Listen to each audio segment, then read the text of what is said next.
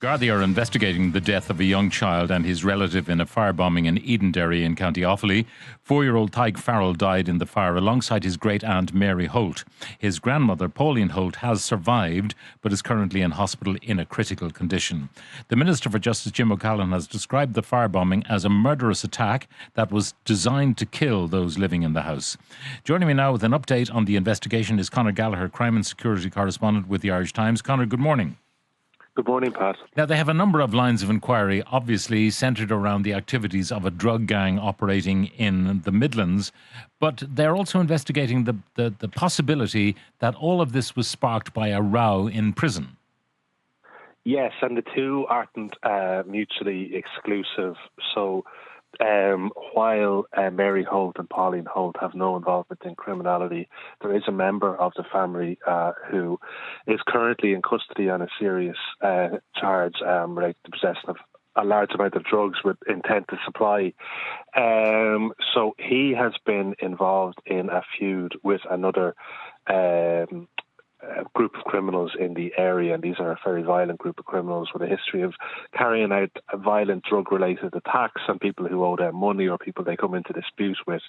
It seems this person may have got into a fight in prison in recent days, and that fight may have been part of this ongoing feud, but it may have been the trigger for this latest attack, because this is only the latest attack on the house. The house's windows have been broken multiple times.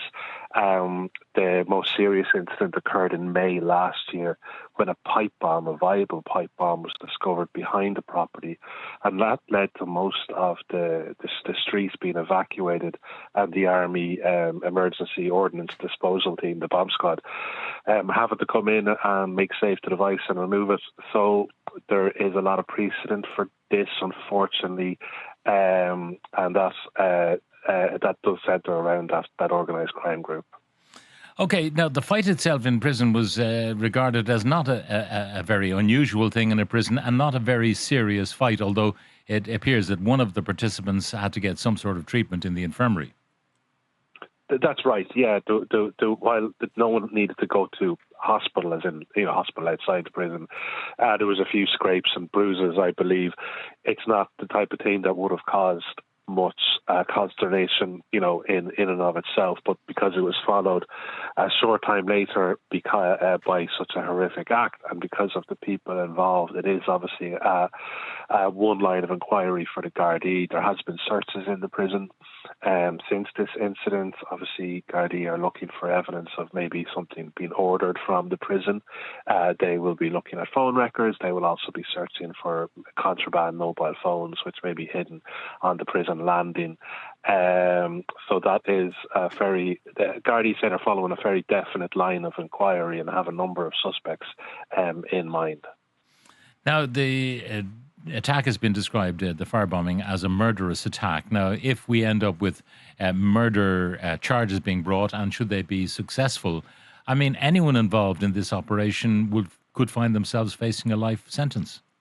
Mandatory, a mandatory life sentence. Not those who necessarily threw the bomb through the window. They would certainly be found culpable of that. But someone in prison or those associates or the wider gang could all find themselves implicated in a collective murder charge.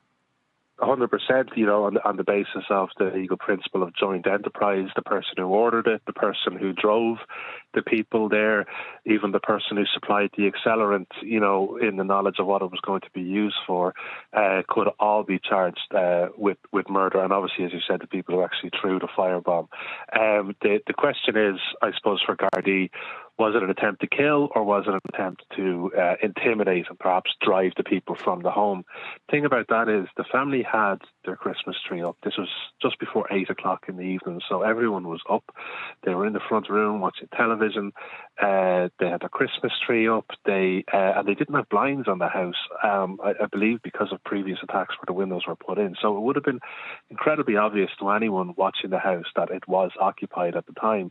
But as you said, it doesn't matter what the intent was. The recklessness of the attack would easily justify murder charges. Now, the fact that a grandmother and a grand aunt and a child were affected by this, the child and the grand aunt lost their lives. The grandmother is critically ill in hospital. I'm not sure what this murderous gang would hope to get out of something like this, because the death of a child in such circumstances could well lead to more information being forthcoming that might otherwise have been the case. Exactly.